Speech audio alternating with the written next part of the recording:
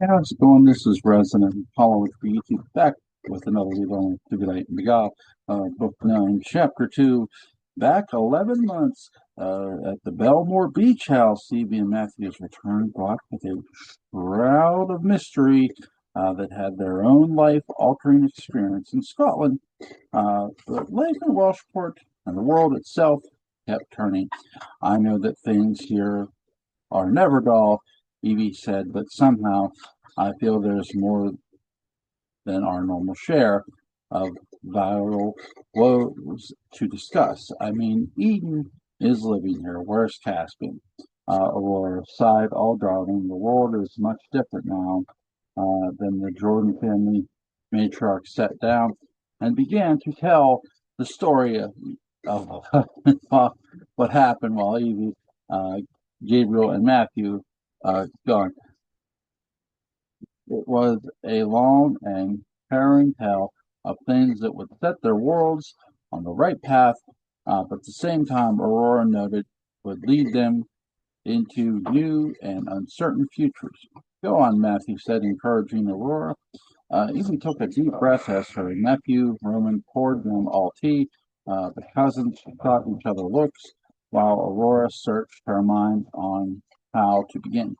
Matthew continued to comfort Evie. Aurora looked at the folded newspaper on the coffee table with the headline on Timothy Churchill's death and decided to start tea there. Aurora looked back at her eldest child, Evie, dead in the eyes to begin with Timothy Churchill's death. Shocked us all. So 11 months ago, it was busy. It was a busy morning on Welshport Island.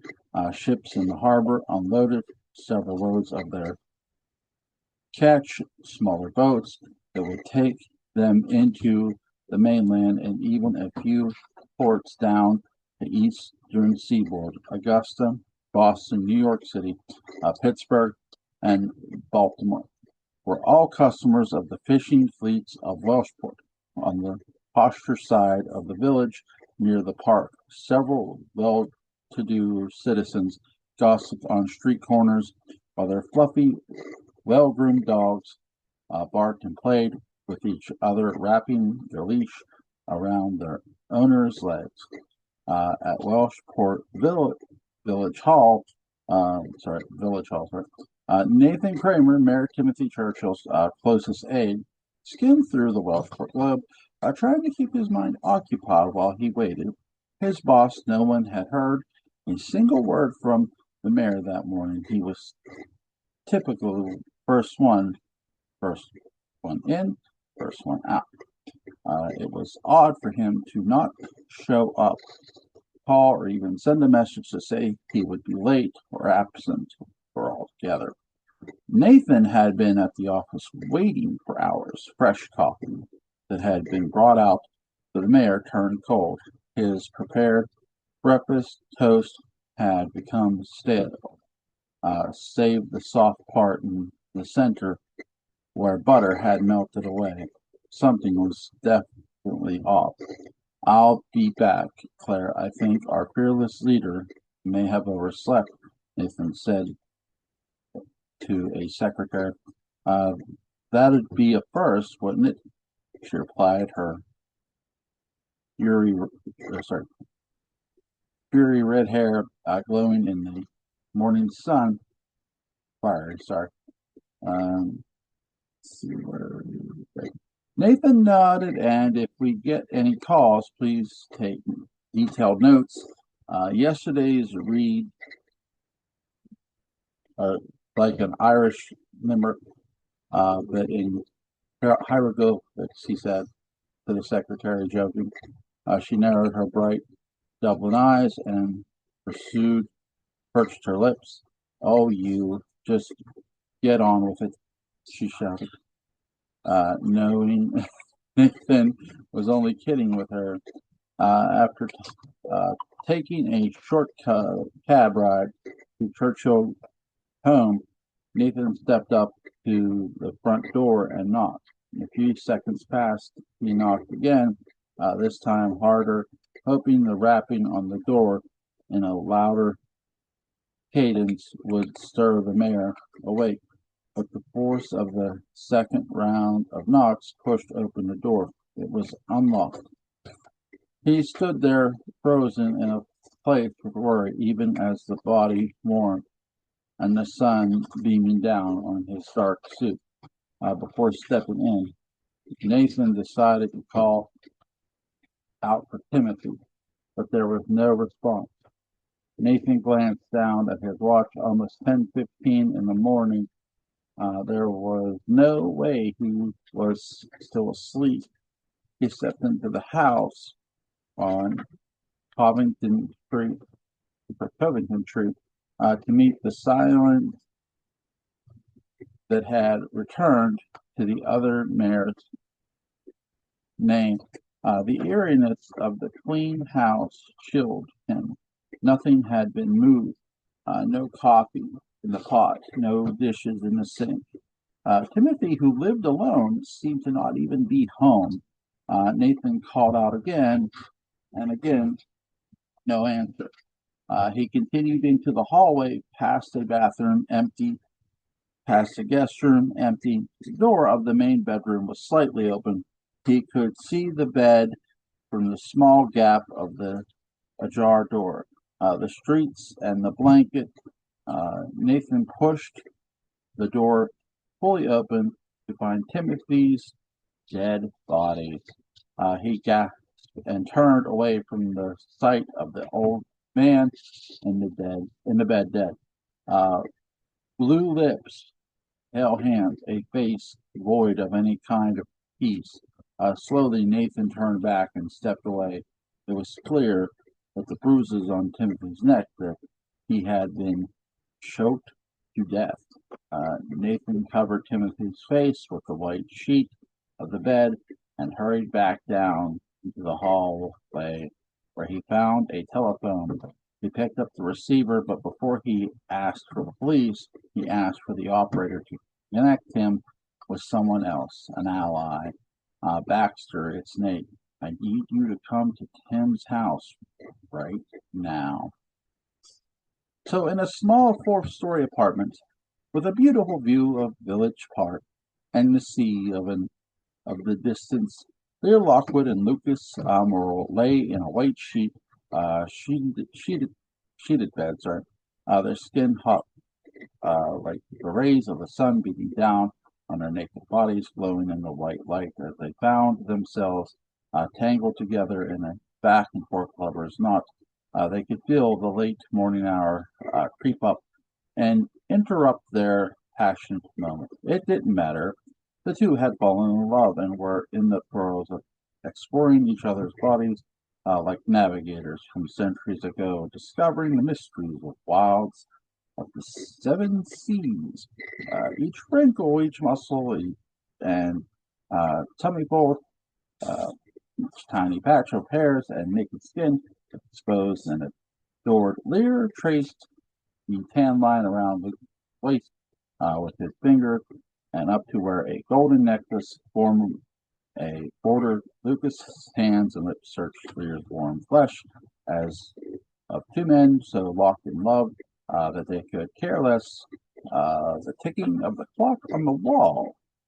All good things come to an end, and reality came back. And when Lucas got up, nude and sick with sweat to shower, Lear watched as the beautiful man just made love with ripple over to a bath and smirked at his perfect peach-shaped behind. Then he walked over and sat his breakfast table dressed only in long white robe, the hem tickling the tops of his bare feet as he sipped from cold coffee and looked through his briefcase. Suddenly he realized files he was sure he packed were missing. Passing in the hallway, Lucas, his body wrapped in a towel from the waist down and still glistening from his shower, cold see Lear's bewildered expression. "Everything okay?" he asked, his Portuguese accent filtering through the air like a butterfly. Lear shook his head. As if to shake off the words. Something's missing.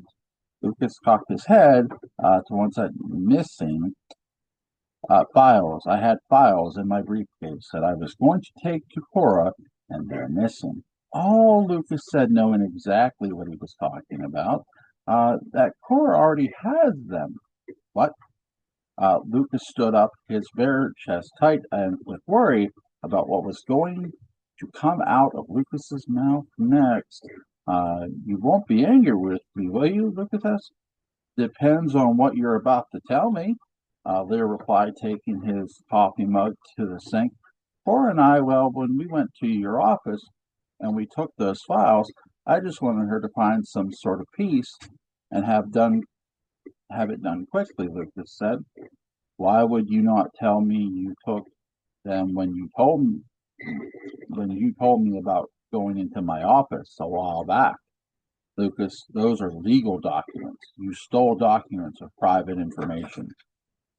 And you didn't tell me.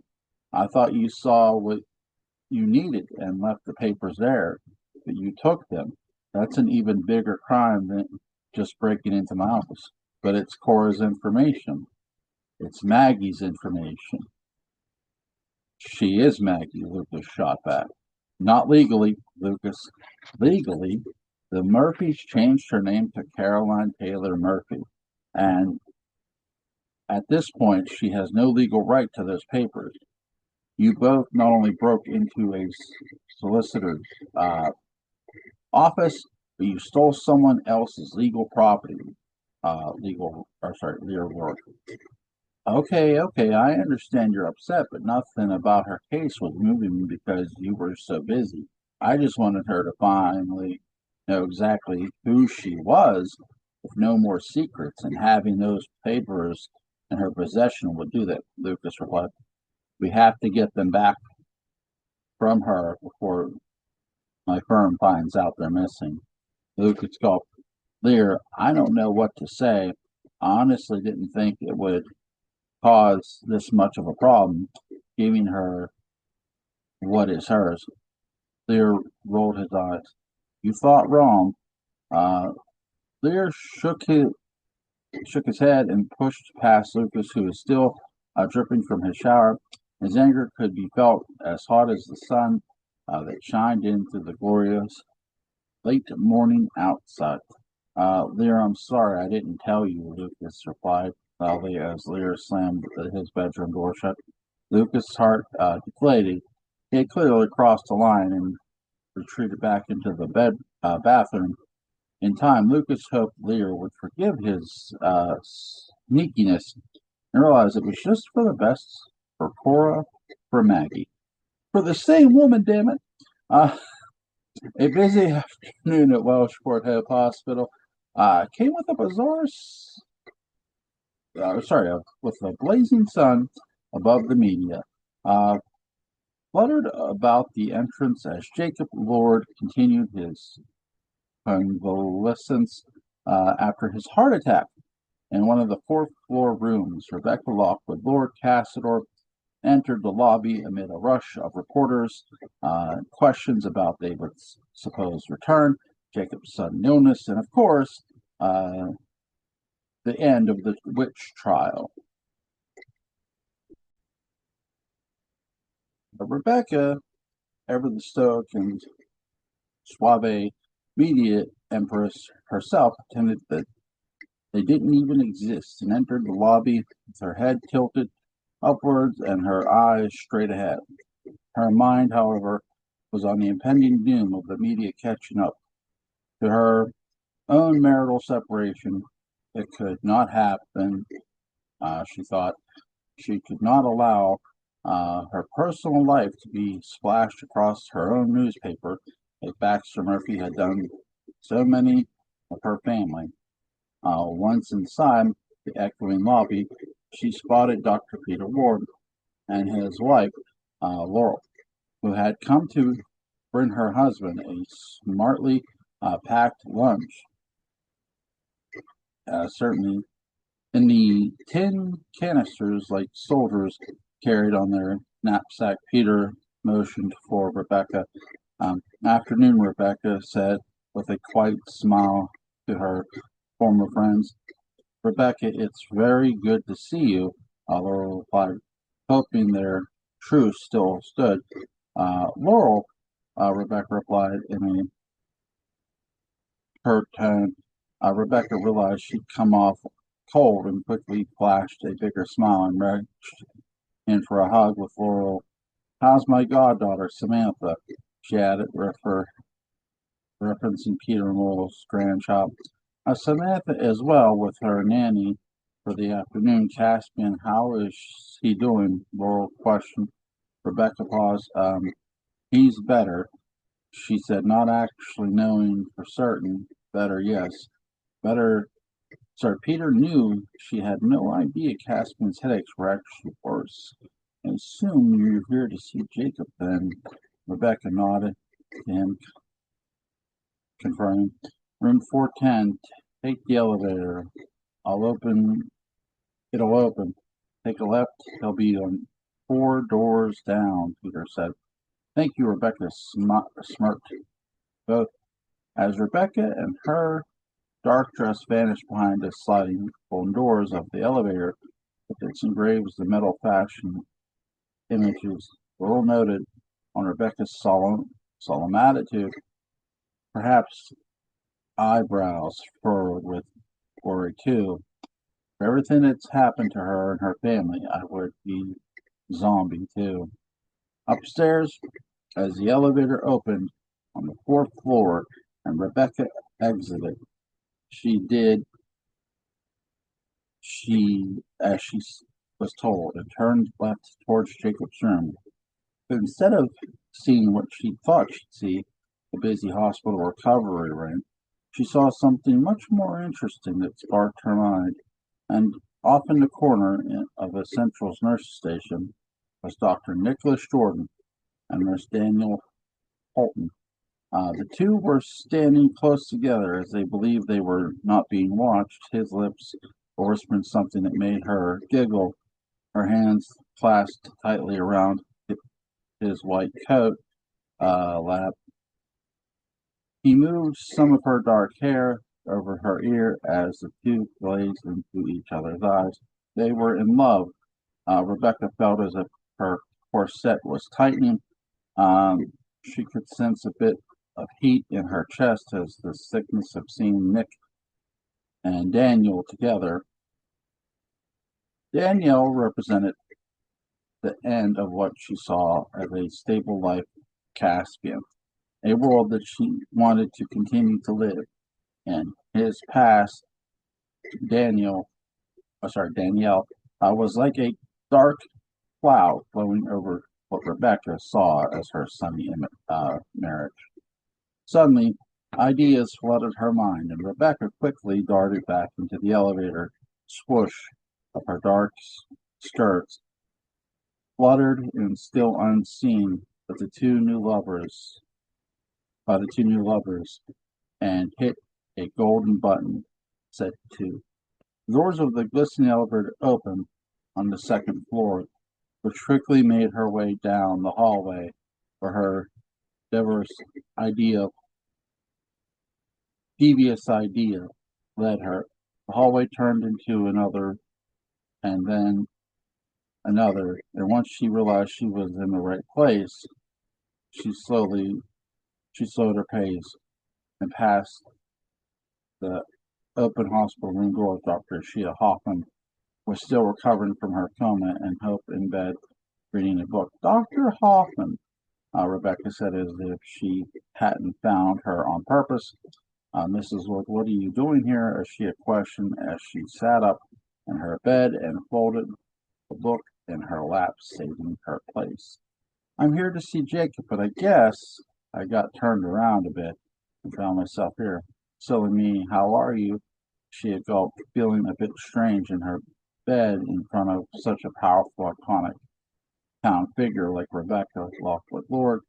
I am still fine, better, thank you, as she has said, again, fiddling with her bedgown as if it took more, as if to look more presentable. Well, That's good to hear. I am pleased to see you are doing well. I'm sure Dr. Jordan is too. Then again, he doesn't seem to be on your floor anymore, Rebecca said. He works all over us, she replied.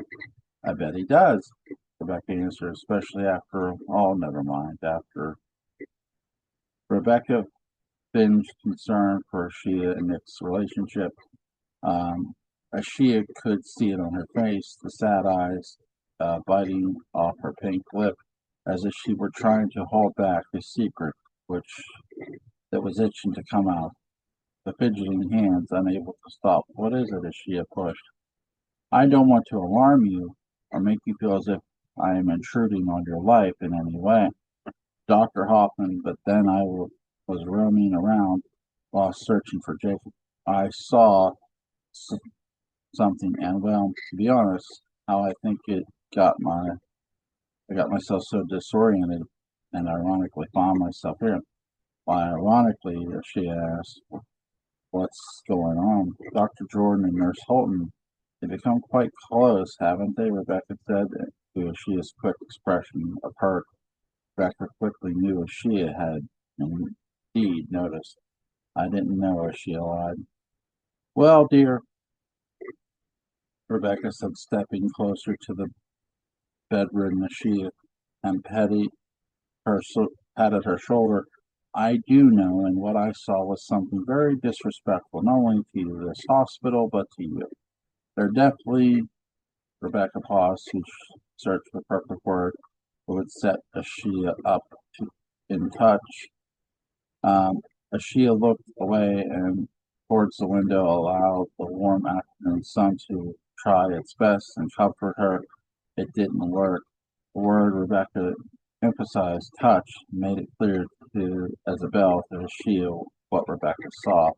Now, darling, I know that it hurts. I've been there myself. In fact, my Albert had a wandering eye too. Where do you think my stepson Jonathan came from? But I wouldn't dwell on it too much. He's still come, coming to see you, isn't he? Ashia shrugged, not as often. I see, Rebecca replied. The door was open now. Seeing Nick and Danielle together was a perfect timing. The quick thought of using that she had seen to cleverly guide Ashia into some sort of web Rebecca soon would use soon to rid her of Danielle's influence over Paston was only the beginning to form.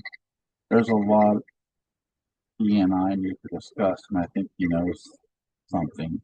Something that I've done before the fire, before Gregory kidnapped me, for all of that. And I'm afraid of what he's learned of me has pushed him away. Hearing Gregory's name quickly sent Rebecca's mind into a whirlwind. What had she done with Gregory that would connect to Nick? The Lord family matriarch decided to probe. Ashia, I know that we don't know each other well, but if there's something you need to unburden yourself with, you can confide in me. Sometimes it's better to seek advice from someone outside the circle for a bit of unbiased advice. Ashia gulped. She didn't know what to do. Rebecca moved closer and held Ashia's hand. Rebecca smiled kindly at the doctor, whose world seemed to be crumbling all around her. Ashia looked into the older woman's graying eyes, and felt a twinge of maternal caring coming from her. Seconds uh, passed right before she decided to free herself. It's about Nick's mother, Ashia whispered. Rebecca lifted her brow. Aurora Jordan, Ashia nodded. What about her? What did you and Gregory do? I don't even know how to say it, much less out loud, Ashia replied. It's okay, Rebecca. Try. Gregory, he was blackmailing me. He knew too much.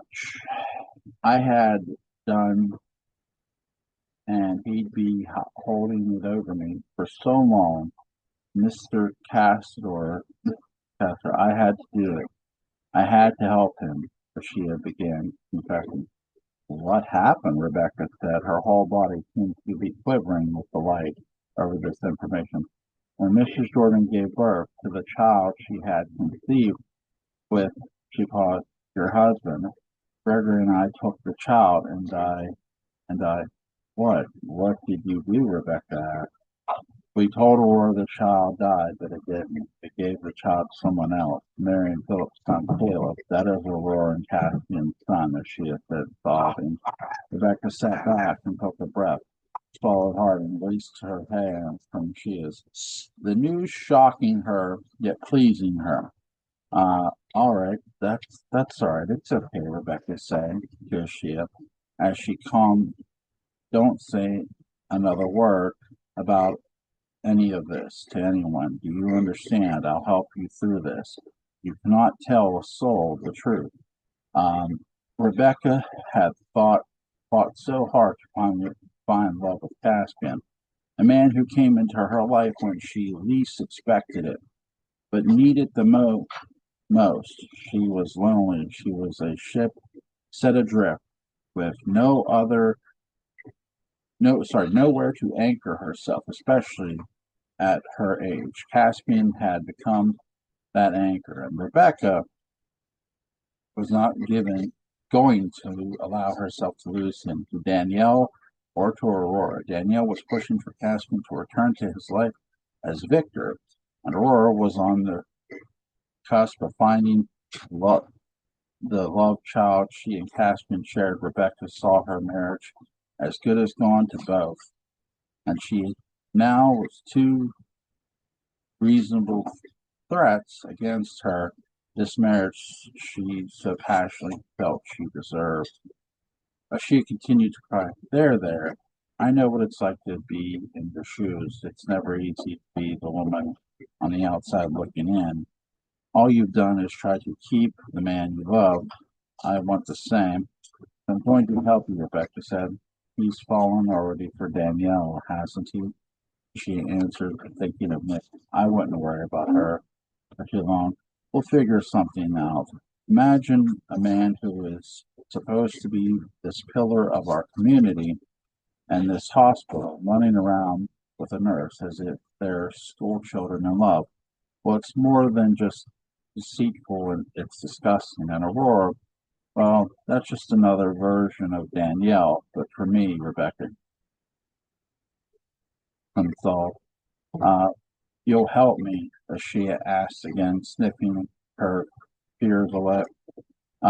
Absolutely. Just give me some time to think what to do, Rebecca replied. Thank you, Mrs. Castor. Nicholas means so much to me, and knowing someone is willing to help me keep at least some sort of happiness in my life means so much, Aurora replied. Whatever, somewhat relieved, I, of all people, understand how having having someone in one's life means. After my dear Albert left this world, I thought I'd never love again. But then there was Caspian, of course. Our love came at a very strange interval, our lives, but he means so much to me as Nicholas means to you, Rebecca replied. How will you help me? Rebecca's eyes suddenly flickered, the glee of her creative mind. That'll be there'll be a time, Dr. Hoffman, when you'll be out of this bed and back on your feet, ready to face what's happened. And when that time comes, because I foresee it, it'll come soon. Let's talk, shall we, together? I know we can right this wrong, says Jordan and that nurse with me on your side. No one, not a single person will be able to take Nick from you. Caspian, for me, after all we've been through, we deserve happiness, Rebecca added. Thank you again, she replied with a smile. Rebecca patted her on the head and winked. Her dark dress swished through the open hospital door just as she exited. Nick Jordan was about to enter. Her two bodies almost collided. Oh, excuse me, Mr. Casper. Miss Casser, I didn't expect you here, Nick said as his hands reached out for Rebecca's shoulders, avoiding the collision. Rebecca gulped. Well, Nicholas, hello. I got turned around and found myself here at Dr. Hoffman's suite. She's doing very well, I thought I might add, Rebecca said, turning back to Ashia, winking. Eyes the seed planted in her mind of Nick's betrayal. The Lord family matriarch slowly setting her plan up to keep Caspian, herself Daniel being her first mark. Nick smiled back at Rebecca, gave him quite a nod, and took her leave. She'll lie in bed, fly in the web, and knew she had an ally, a very high position to save herself from her own betrayals. Uh, well, what's interesting is Nick knows what she did, so that's going to be interesting. Do you think it'll work? Nathan asked. To Baxter and Whisper, they sat together in the newsroom of the Welshport Globe, looking at the front page of the afternoon's edition. Baxter sighed. It has to. Thank you for doing this. You could just have run with it. Well, something different, Nathan replied, his eyes never leaving the headline. They two of them concocted after what Nathan found at Churchill's house. Let's say you'll owe me big, Baxter replied, with a brow arched in an almost perfect coma shape. Nathan's eyes narrowed. I owe you. After everything you've done, you don't think this will somehow set things back to normal, even as fucked up as it is? I think you're helping yourself, Nate. You and I go back. Uh, Baxter recalled placing his hand on Nathan, reminding him of their past relationship. Have I ever done something for someone else where I didn't expect something in return? I love you, kid, but this wasn't a freebie. Nathan pulled his hand out of from under his ex's, starred back and at the headline. Mayor Churchill found dead in home by natural causes. In his mind, Nathan realized the damage Timothy Churchill had inflicted on this town. These wild accusations of witchcraft and chaos and lies spread were so outlandish it not only cost a woman her life by fire, but could have cost many more. Nathan knew that this mysterious woman called Gertrude admitted that what she had done, but the entire situation was overblown and pushed by Churchill's vendetta. His own personal quest to destroy lives of the lords of his murder was revealed. It never ended. The bribe money Nathan was given back from Judge Ben was split into two payments, one for the coroner and the other for the funeral director. The secret was safe. No one would come looking for Churchill's killer. It was over. Nathan grabbed the paper and made his way out of the room. Baxter smirked, knowing someday his ex would get a call from him. Payback would be due. Baxter and Nathan decided to cover up the death of Timothy Churchill to save the town more drama. They read from the crafted and fake news story saying Churchill died in his sleep in the afternoon edition. Jacob meets Aaron in the hospital. Aaron Hampstead, a Welshport Hope at Welshport Hope Hospital. Jacob Lord lifted his body up from his comfortable hospital bed and heavy it on its side wooden walker that a nurse had left him as he recuperated from his heart attack. A nurse had left him with a strict instruction to continue to get out of bed as much as he could to keep his body moving. Yes, keep your body moving. Yes. His body was recuperating spine in a spirit of horrible medical emergency he had suffered. Good for you, you bastard. What wasn't recuperating was was Jacob's his personal life that was bittering on the verge, teetering on the verge of disaster because of his brother's supposed return from the dead that caused his heart attack to begin with.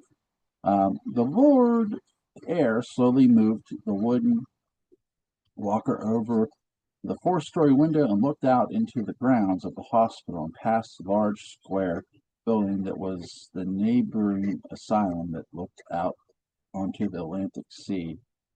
Um, so blue, so freeing, so vast.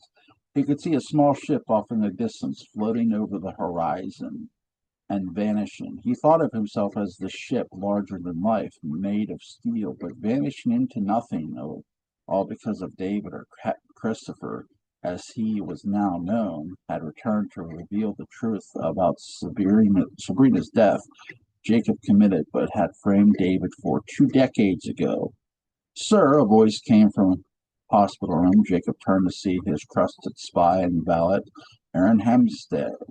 Come in, Jacob replied as he painfully sat himself up the large chair filled to the brim with stuffing so soft it made Jacob feel as if he was back in bed. How are you doing? Aaron asked in his deep Scottish voice. Better, thank you. Did you get what I needed?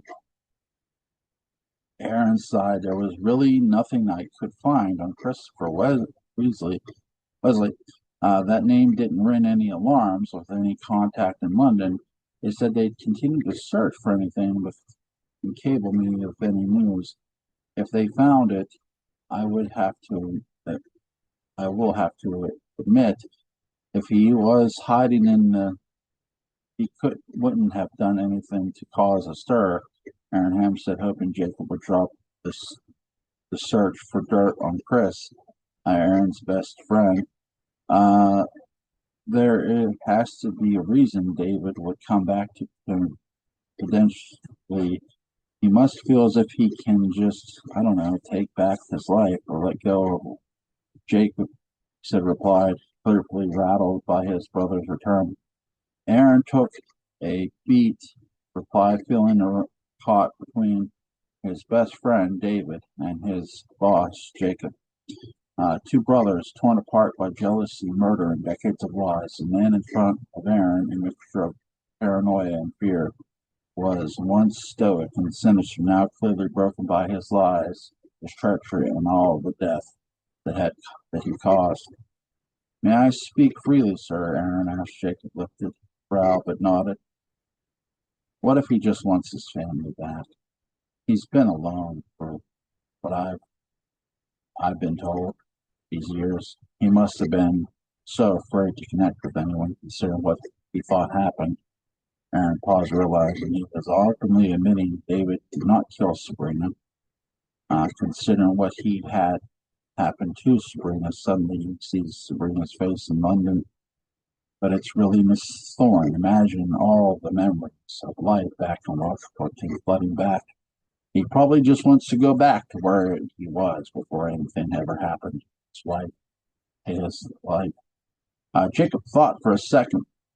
Perhaps Aaron was right, but the fact remaining that Jacob killed Sabrina in a jealous rage out on Belmore Beach and coolly convinced a drunk David he had done it, forcing David to leave his supposed death left the Welshport lighthouse.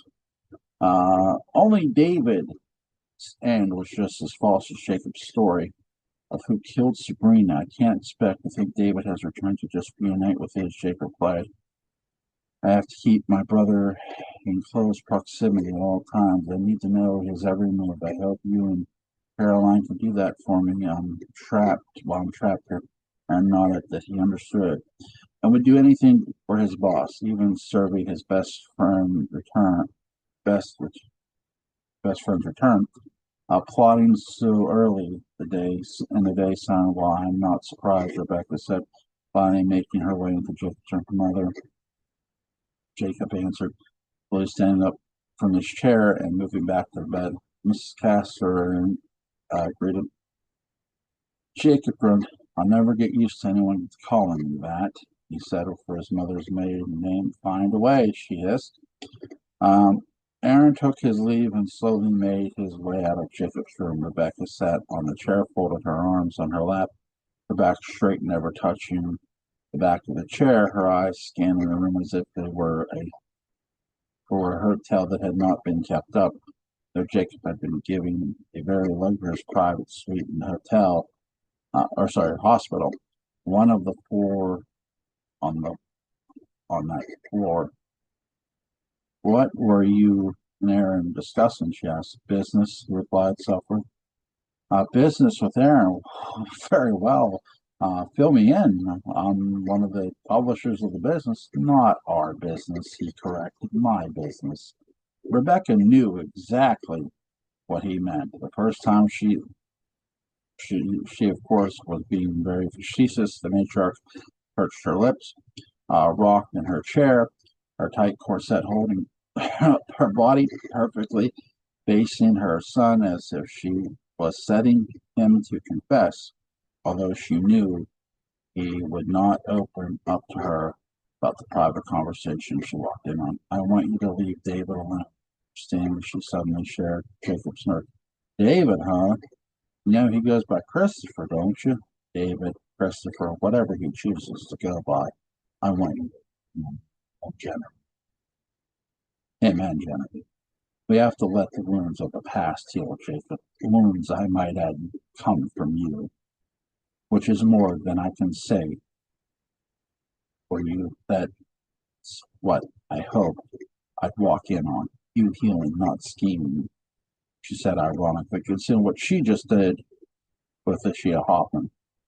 "You won't have to worry about your sweet David, Mother. I won't harm a hair on his head, not this time. But I will tell you that I won't allow myself to be ambushed either, not by anyone.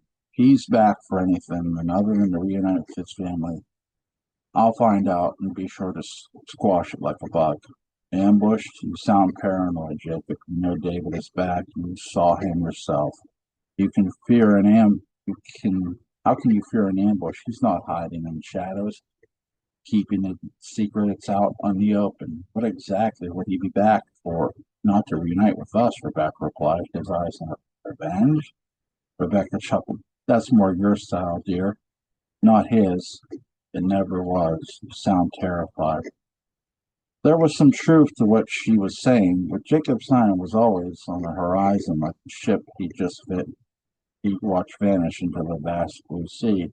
There was always something out there, something more, something watching, something coming. "I don't fear anything," he growled. Rebecca finally sat back in her chair as the strength of his words pushed body back like a powerful wind. Then a nurse walked in to check on Jake. The conversation quickly ended. The two most senior members of the Lord family, strangers, were never privately privy to family conversations, no matter how professional the setting was to be. Jacob made himself clear he was going to be prepared, always prepared, for whatever came to him from his brother or anyone. Jacob Lord would never be ambushed. He would be the one to be the ambushing. The waves crashed along the small rocky coastline of Good Island in a timed cadence with the coming moon's pull that swelled into the air like a sonic boom. Each ice-cold wash of water tore into the black rocks of the small, subtle island that had one single house dead in the clear, surrounded by a wood of ancient birch of pine trees. The figure began to lift its body out of the ocean and started to grapple the stones of the shore and climb slowly up to the sandy surface. As the light of the sun dipped below the trees, the glooming of the evening shone of the sea soaked body of Verity Spencer, Mary's created twin sister who survived at the burning at the stake just days ago. Her heart felt strong, her mind clear, strangely she felt as if she knew the island as she'd grown up there all her life. Just like Mary, but those were only ghosts, fragments, something given to her by a witch's counsel. She felt as if she had arrived finally home, to the place she'd always belonged.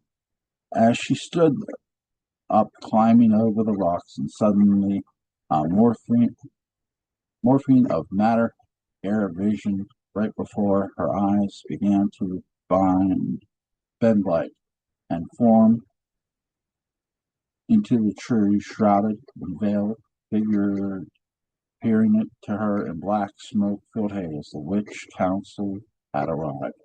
Your day of birth is one of gloom and high tide. Very good omens for life. The witch on the left said, of her fist invisible to the eye and hidden behind shadows in her cloak by two sisters. Two sisters. Good omens. Yes, the witch on the right agreed. Variety curtsied in front of the powerful figures, her blonde hair slicked with the sea, her skin dewy and fresh like a peach from the spring. We have seen you survive such tremendous rage in face of fire and smoke. You are a true phoenix before us, dear Verity. Do not squander the gift of rebirth you've bestowed these gifts hopes that you will reunite with the sisters of Highgrove, and you shall live as long as their coven lives. The last two members that are now alive of the descendants and their descendants and their heirs. They accept the variety. Well, they accept the variety. Which council looked at each other as the sound of the crashing waves cut through the conversation, a blanket dark void in their floating huts where their faces should be. I've already noted this silence and felt the chill that swirling around the prophecy is not for us to serve. Only chances at attaining our hope free. Full is yours, bloom in this life given you, but we implore you to keep our guard at sitting at the High Grove sisters together, using you as their common thread, their sister, the center witch, said. Union, Verity repeated, as the witches all three nodded. Word of our lineage and deception, the left witch spoke. Learn it, but call it, the right witch said. A wave, giant in the size sun, hit the rocks, splashing, foaming, and spray all around, just as the center witch lifted her arms, announced, You are born at Spencer, not the daughter of the mortal family good. Keep this in mind. Your mother, Eliza, your fate, star furthest in the universe away from us, a sister of two, Mary by blood, Jacqueline by covenant, but not fail us in their reunion. But should be a failure of self, the center which struck. Now this world is yours. The taking, we shall not return to you. Go about your life. Know these our final words, not squandered. As the third witch formed. Variety took a deep breath, and the witches of the council began to evaporate in front of her, hands clasped, creating a strong link of the powerful coven that ruled over all. And then, a blink of an eye, they were gone. Variety their marching had her marching orders to reunite the coven as the sisters of Highgrove, but of all things given by the witches' council, there was one thing that reverberated in her mind over and over. Free will. Her life was indeed created by the council. It was not given with the restrictions to what they wanted. Something more. Verity was given the ability to live life the way she wanted, to permission on her own right. Her choice to follow the wish of the council. They would not hold her to this. They could only hope her refound consciousness would follow the links of her coven here to the reunion hope of the three shadowy witches of the High Council. Nightfall came swiftly after this. Freddy looked out to the darkened sea. This world was hers to take. This world was hers to live, her own free will. So interesting. Verity is back, but the choices she is to make is hers, and Jacob is as paranoid as ever. Really, really good. Link to Benight and Beguile is going to be in the description box. Hope you guys have a good day.